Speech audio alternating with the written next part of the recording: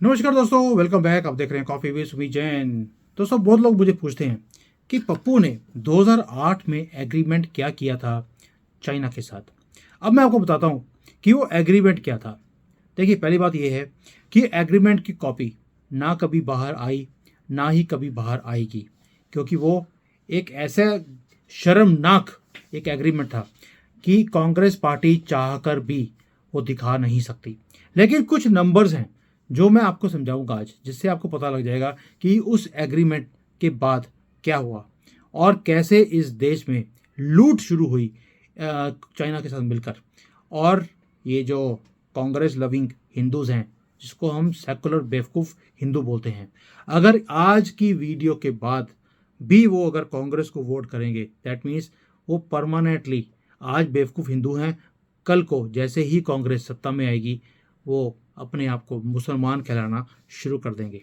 ये गारंटी देता हूँ आपको, क्योंकि अब जब कांग्रेस आई, जो कुछ इन्होंने 2004 और 14 में किया वो कुछ भी नहीं था। तब तो सिर्फ देश को बेचा पैसे लेकर। अब की बार हिंदू ही ख़त्म कर देंगे। और ये बार बार बोलना भी शुरू कर दिया इन्होंने कि अब जब हमारी सरकार आएगी, हिंदू जो है वो भूखा मरेगा और सारे के सारे इनका जीना हराम कर देंगे हम। ये मेरी वर्ड्स नहीं है, ये राहुल गांधी के खुद के वर्ड्स हैं। अभी उसने कल परसों ही बोले हैं कि सब हिंदू मरने वाले हैं भूखे। आप देखते जाइए, इनका भी वक्त आएगा। ये उसके ओपन चैलेंज है आपको। और ये 2004 में और 4 से लेकर 14 तक क्या कुछ करके गया है, उसका मैं चिट्ठा आपके सामने रख देता हूँ। कि आपको याद होगा कि कांग्रेस का जो 10 साल का टाइम था, तब क्या था कि भाई हम थर्ड लार्जेस्ट इकोनॉमी बनेंगे 2043 तक। दैट मीन्स कि 30 साल लगेंगे। और तब जो चिदम्बरम थे, वो जब बजट देने आए अपना 2014 का, तब उन्होंने बोला कि जो मुझे बड़ी हैरानी होती है, मैं बिल्कुल भी इम्प्रेस नहीं हूँ कि जो चाइना की एक जीडीपी है वो हमारे से 5.5 टाइम बड़ी है। दैट मीन्स बड़े तो खुश भी थे कि यार चाइना की इकॉनमी 5.5 गुना हमारे से बड़ी है और हम अगले 30 सालों में हम बन जाएंगे third largest economy of the world. एक तरफ तो ये है, दूसरी तरफ हम देखते हैं मोदी जी को। भाई वही देश है, वही सिस्टम है, वही कंपनीज हैं, वही सब, सारा सिस्टम वही है। मोदी जी ने 11th नंबर से हमें थर्ड टर्म में प्रॉमिस दे दिया कि मैं कंट्री की इकॉनमी को थर्ड लार्जेस्ट बना दूंगा दुनिया के अंदर। और ये उनकी स्पीच कहीं भाषण में नहीं है जिसकी कोई वैल्यू ना हो। लोकसभा में खड़े होकर उन्होंने ये दे दिया। भाई तब तो जब कांग्रेस की गवर्नमेंट थी तब तो बोलते थे 30 साल लगेंगे। मोदी जी बोलते हैं मैं तो 10-12 साल में पूरा कर दूंगा। दैट मीन्स 3 गुना फास्टर ये कर रहे हैं। क्यों पॉसिबल है? क्यों है कि जब मोदी जी बोलते हैं ये मोदी की गारंटी है, हम बिलीव करते हैं। उसका रीज़न है कि पिछले 10 सालों में जब हमने देखा कि भाई हम 11वें नंबर से 5th पोजीशन पर पहुंच चुके हैं 2024 के अंदर ही। और टारगेट है कि 2029 तक हम, या 27 तक हम थर्ड लार्जेस्ट बन जाएंगे। और जो आईएमएफ की कैलकुलेशन है वो बोलती है कि मोदी जी ने थोड़ा सा ढीला टारगेट दिया है 2029 का।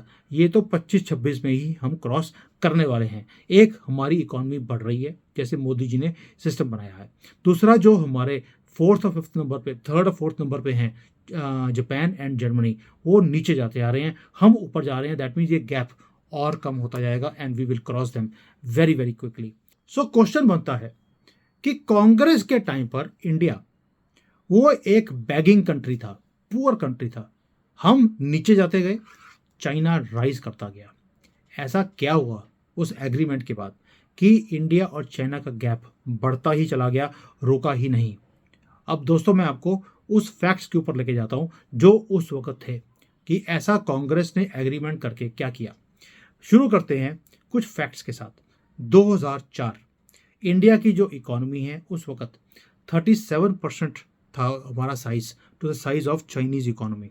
यानी कि 1/3, हम 1/3 से भी नीचे फ़र्क था हमारा चाइना और भारत की इकोनॉमी का। लेकिन 2014 जब आया, तब हमारी इकोनॉमी 37% ऑफ द साइज से कम होकर 19% रह गई। यानी कि 5 गुना हमारी कम हो गई थी 1/3 से। अब ये इतनी जल्दी नीचे आने का मकसद क्या था या कारण क्या था? मैं आपको याद दिलाता हूँ कि उस 10 सालों में जब भी आप मार्केट में कोई भी सामान खरीदने जाते थे, आपको क्या मेड इन इंडिया प्रोडक्ट मिलता था या मेड इन चाइना वो प्रोडक्ट मिलता था। बेशक आप शॉपिंग करें, दुकान में जाकर आप ऑनलाइन मंगवाइए, कुछ भी कीजिए, क्या आपको सामान मेड इन चाइना ही नहीं मिलता था? आंसर मैं भी जानता हूं, आप भी जानते हैं। The answer is yes. लेकिन ये सारा सिस्टम ऐसे ही नहीं था ऑलवेज।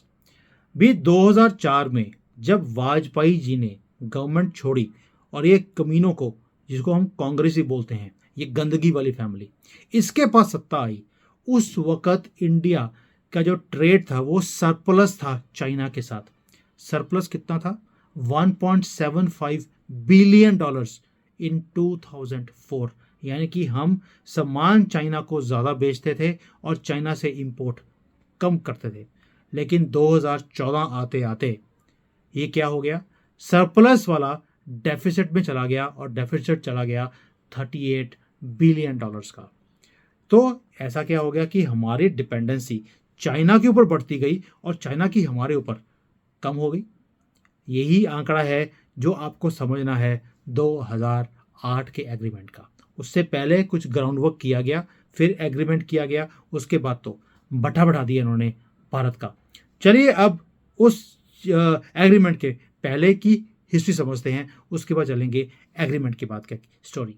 दोस्तों, बदकिस्मती हुई भारत की कि 2004 में बड़े ही सरप्राइजिंग वे से कांग्रेस पार्टी जीत गई और जिताने में हाथ था हमारे एनडीटीवी का, यानी कि नेहरू डायनेस्टी टीवी का, जहां पर तहलका की रिपोर्ट क्रिएट करी गई कि जी जो वाजपेयी जी हैं उन्होंने पैसे खा लिए फौज के बजट में से, और ऐसे ऐसे नैरेटिव्स खड़े करे गए जो कि लोगों ने विश्वास किए और कांग्रेस को जिता दिया। उस वक्त क्या था कि जो दुनिया थी वो एक ग्रोथ की तरफ चल रही थी, हर जगह पर ग्रोथ ही ग्रोथ थी।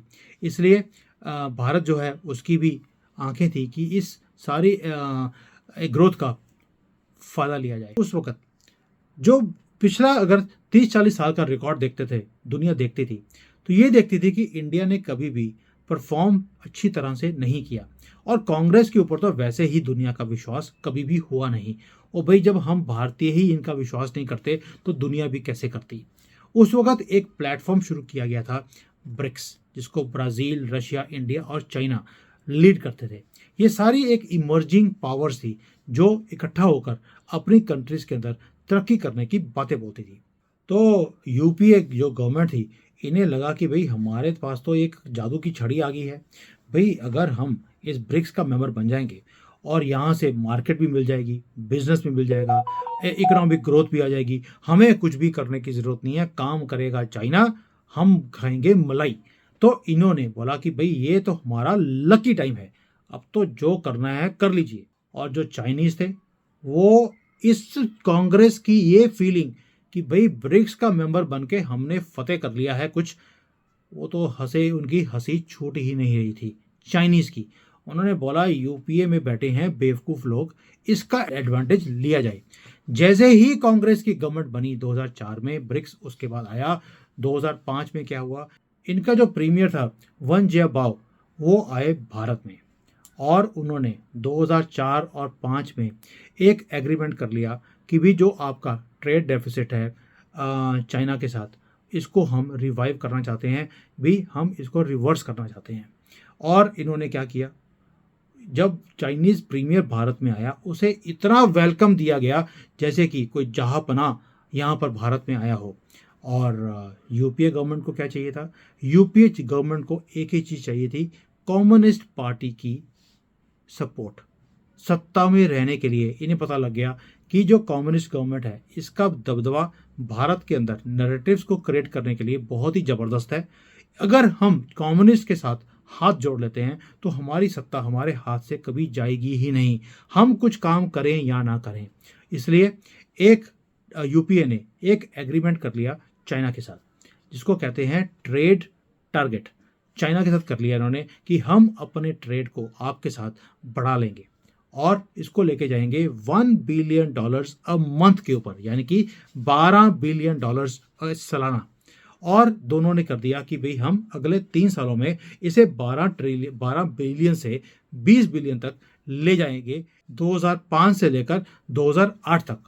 लेकिन इस टारगेट को बड़े ही बेशर्मी के साथ भारतीय गवर्नमेंट ने बहुत ही जल्दी इसको पूरा भी कर लिया। इतना जल्दी कर लिया कि जो इनके प्रेसिडेंट थे हु जिनताओ, वो दिल्ली आए 2006 में, और यहाँ पर आकर उन्होंने इस एग्रीमेंट को डबल किया कि जो 20 बिलियन डॉलर का था उसको उन्होंने टारगेट रख लिया, ट्रेड टारगेट को 40 बिलियन डॉलर का। और जो ये एग्रीमेंट था इसके अंदर बायलैटरल वर्ड लिखा ही नहीं गया। बायलैटरल का मतलब है जितना बिजनेस आप मेरे साथ करेंगे उतना बिजनेस हम भी आपके साथ करेंगे, ऐसा कुछ शब्द था ही नहीं। ये सिर्फ था ट्रेड टारगेट कि हमने 40 बिलियन डॉलर को टच करना है। और इससे हुआ क्या, पूरे भारत की जो मार्केट है उसको फ्लड कर दिया गया चाइनीज सामान के साथ। और जो हमारा गैप था बिजनेस का, ट्रेड का, वो चाइना के साथ वो बढ़ता ही चला गया, रुकने का नाम ही नहीं ले रहा था। आप देखिए इस वर्ड क्या था, ट्रेड टारगेट। भाई ये टारगेट था क्योंकि ये कमिटमेंट थी हमारे गवर्नमेंट की चाइनीज गवर्नमेंट के साथ कि आपका माल यहाँ पर बिना रोक के हमारे पास आएगा। और अनबिलीवेबली उसके बाद एक शर्मनाक काम और हुआ कि जो किसी ने नोटिस ही नहीं किया। जो हमारे प्रधानमंत्री थे डॉक्टर मनमोहन सिंह, वही जो रेनकोट डालकर नहाया करते थे। आपको अगर वो वीडियो मेरा नहीं देखा तो मैंने वो वीडियो बनाया हुआ है, वो भी आप देख लीजिए। वो मनमोहन सिंह जिनके मुंह से आवाज़ नहीं निकलती थी पोल डांसर से बिना पूछे, वो चले गए चाइना। और चाइना जाकर उन्होंने बोला कि देखिए हमने टारगेट रखा था आपके साथ 20 बिलियन डॉलर का 2008 तक, और ये हमने टारगेट 2006 में ही पूरा कर लिया है, इसलिए इसे हम रिवाइज कर रहे हैं 40 बिलियन डॉलर तक लेके जाने का 2010 तक। और हमें उम्मीद है कि ये भी हम बिफोर टाइम इसको भी पूरा कर लेंगे। मतलब कि अर्थशास्त्री इतने बड़े, दुनिया के सबसे बड़े अर्थशास्त्री जाकर बोल रहे हैं कि हम 40 बिलियन डॉलर का जो ट्रेड डेफिसिट का टारगेट है वो हम पूरा कर लेंगे टाइम से पहले। इतने बड़े अर्थशास्त्री कांग्रेस के, मुझे समझ नहीं आई कि भाई इन्हें इतना बड़ा टैग कौन देता है। यानी कि कांग्रेस की जवाहरलाल नेहरू हो, इंदिरा गांधी हो, राजीव गांधी हो, सोनिया गांधी हो, राहुल गांधी हो, कोई भी हो, ये हमेशा दुनिया के सबसे बड़े ही होते हैं। भी पप्पू हैं तो दुनिया के सबसे बड़े पोल डांसर, तो सबसे बड़ी और सबसे महंगी पोल डांसर इन्होंने ही प्रोड्यूस करी। और यही मनमोहन सिंह वहाँ जाकर क्या बोलते हैं चाइना में कि मैं प्रपोज करता हूँ कि हमें और बड़े टारगेट क्रिएट करने चाहिए अपनी दो कंट्रीज़ के अंदर, क्योंकि ये अभी बड़ा स्लो चल रहा है। क्या है, अगर आप 40 बिलियन डॉलर का सामान ज़्यादा दे रहे हैं हमारे पास तो इसको और बड़ा कर दीजिए। और वही काम हुआ कि इन्होंने वो टारगेट 40 बिलियन डॉलर को इंक्रीज करके 60 बिलियन डॉलर कर दिया अर्थशास्त्री दुनिया के सबसे बड़े ने।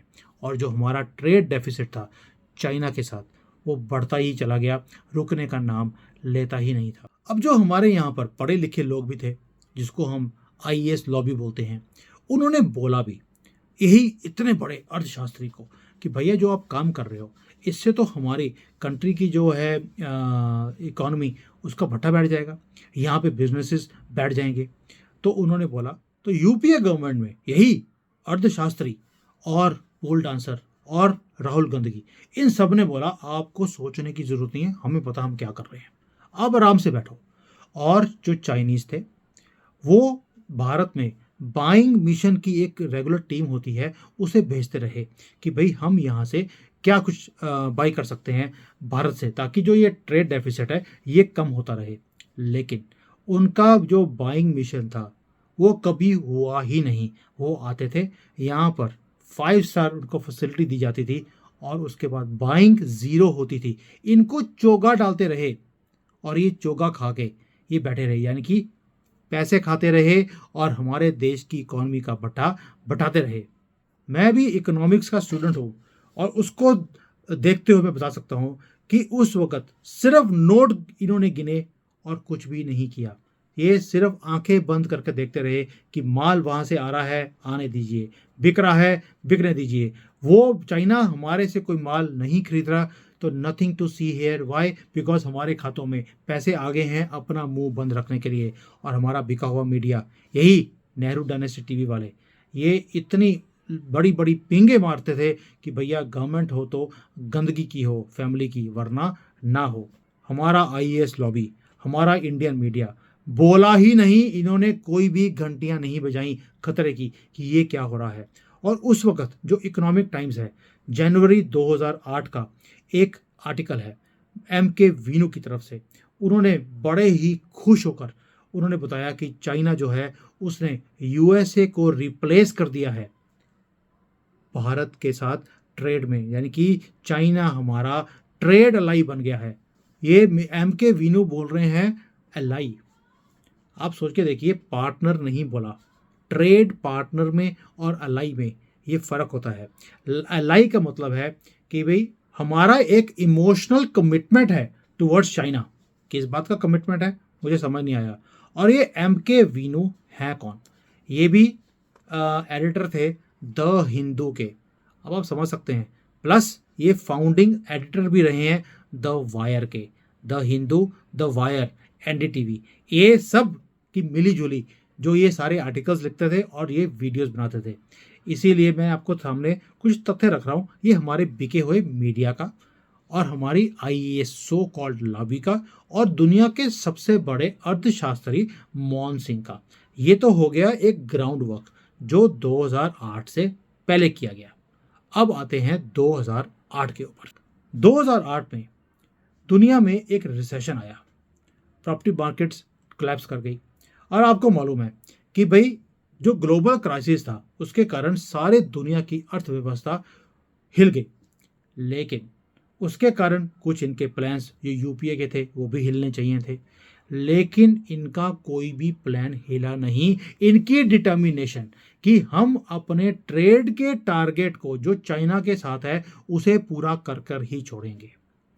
तो ये वहां पर गए चाइना में, वहां जाकर सीक्रेटली एक एग्रीमेंट और साइन करके आ गए।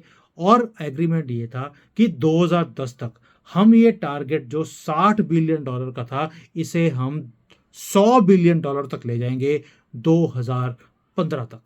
और साथ में ये भी था तब चलन एक कि यूपीए की सरकार जब जब पावर में रही 10 साल में, चाइनीज जब भी हमारे पास आते थे खाली हाथ तो कभी उन्हें भेजा ही नहीं गया। और सौगात में हमने कभी उनको लाख 2 लाख रुपए या डॉलर नहीं दिए, 10-20 बिलियन डॉलर के एग्रीमेंट्स करे उनके साथ कि भाई इसे आप टारगेट को जितना आप बोलेंगे रिवाइव करने के लिए हम कर देंगे, आपको चिंता करने की ज़रूरत नहीं है। और जब पप्पू यहाँ पर आया तब भी यही एग्रीमेंट हुआ, आप हमारी सत्ता को कभी भी गिरने नहीं देंगे, हम आपकी इकॉनमी को कभी भी नीचे गिरने नहीं देंगे। हमारा अगर गैप ट्रेड का चाइना का और इंडिया का बढ़ता भी जाएगा, हम अपना मुंह खोलेंगे ही नहीं। इसके लिए आपको भारत के अंदर जो भी नैरेटिव्स हैं उसको क्रिएट करने के लिए ये सारे जो मीडिया वाले हैं इनको ट्रेनिंग आपको देनी पड़ेगी। हम इनको आपके पास भेजेंगे, आप इनका दिमाग परमानेंटली सेट कर देना। जो हमारी फिल्म इंडस्ट्री है वहाँ पर भी चाइनीज़ की घुसपैठ कराई गई। इसके ऊपर मैं अलग से वीडियो बनाऊंगा क्योंकि बहुत बड़ा चैप्टर है कि मीडिया एंड जो हमारा हॉलीवुड बॉलीवुड जो है इसे कैसे नापा गया, वहाँ पर कैसे प्रो चाइना वीडियोस और मूवीज़ बनाई गई, भारत में सनातन के खिलाफ मूवीज़ कैसे बनाई गई चाइना के कहने पर। और ये सारा काम किसने किया? ये किया कांग्रेस की गवर्नमेंट ने, और ये एग्रीमेंट का पार्ट है। इसके अलावा जो हमारा एकेडमी है यानी कि हमारी यूनिवर्सिटीज़ हैं, स्कूल्स हैं, उसके अंदर भी कम्युनिस्ट जो आइडियोलॉजी है उसको घुसोड़ा गया। और जो पढ़े लिखे जैसे कि हम बोलते हैं शोभा दे, बड़े बड़े नाम, जो आजकल फॉरेन कंट्री में बैठकर भारत के खिलाफ बोलते हैं, चाइना के खिलाफ नहीं बोलते, उन सबको फंडिंग दिलाई गई ताकि वो चाइना की फेवर में बोलें और भारत के खिलाफ बोलें। स्पेशली जो हिंदूज़ हैं उनके खिलाफ, मोदी के खिलाफ, जबकि वो गवर्नमेंट में थे भी नहीं, बीजेपी के खिलाफ। इसके ऊपर भी काम किया गया, ये भी पार्ट ऑफ द एग्रीमेंट है।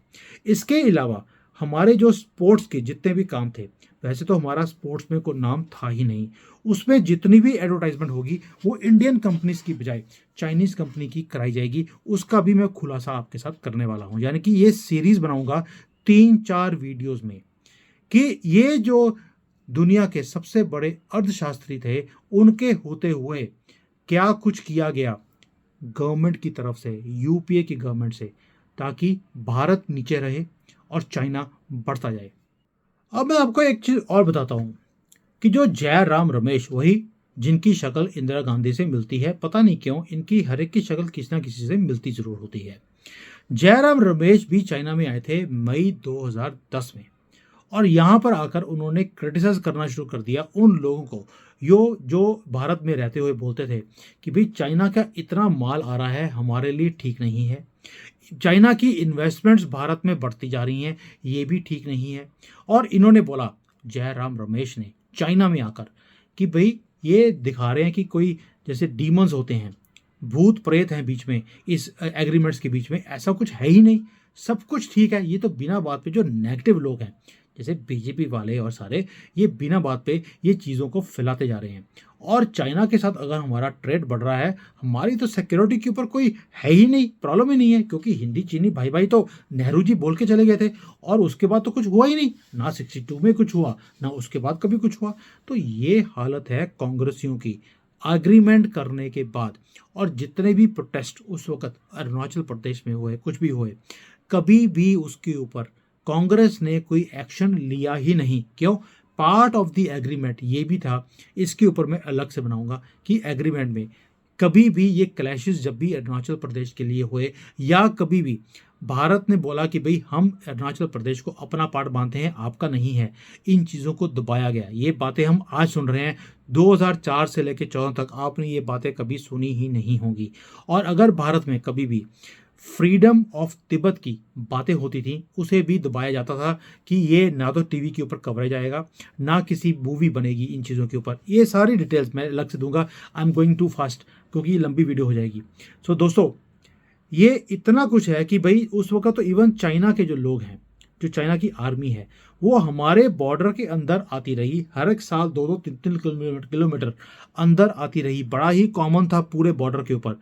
कांग्रेस ने बोला नथिंग टू सी, हमारी आर्मी को बोल दिया आप पीछे हट जाइए, उनके सामने आपने हथियार नहीं उठाने। क्यों? हमारा उनके साथ एग्रीमेंट हुआ है। दोस्तों, ये मैंने सिर्फ आपको एक नटशेल में, 25 मिनट की वीडियो हो गई है, नटशेल में आपको मैंने सिर्फ जिस्ट बताया है। जब इसकी मैं डिटेल्स दूंगा उस दिन आपके रोंगटे कैसे खड़े होंगे मुझे समझ नहीं आता। लेकिन आज ये इस सीरीज का पहला पार्ट है। पार्ट 2 मैं दोबारा बनाऊंगा, पर्टिकुलर लेकर कैसे ये घुसपैठ किया इन्होंने हर चीज़ के अंदर। 7 या 8 वीडियोस बनेगी तो जाकर ये वीडियो पूरा होगा। तब तक आप सोच के बताइए कि 10 साल कैसे इन्होंने हमारे साथ जो कुछ किया, एक गद्दारी, ये ट्रेटर्स, क्या इन्हें वोट देना चाहिए? क्या अब 2024 में इसके बाद भी ये सेकुलर हिंदू इनको वोट देने की हिम्मत करेंगे? ये तो अभी शुरुआत है, आगे आगे देखिए, जब आप सुनेंगे पूरे एग्रीमेंट का पार्ट, तब आपको समझ आएगा कि हमारे साथ कितना बड़ा खेला कर दिया। जय Hind, Vande Mataram. Hi there. If you liked the video, please don't forget to smash the like button, subscribe to our channel, and activate the bell icon so that you receive all notifications whenever we upload a new video. Thanks for watching.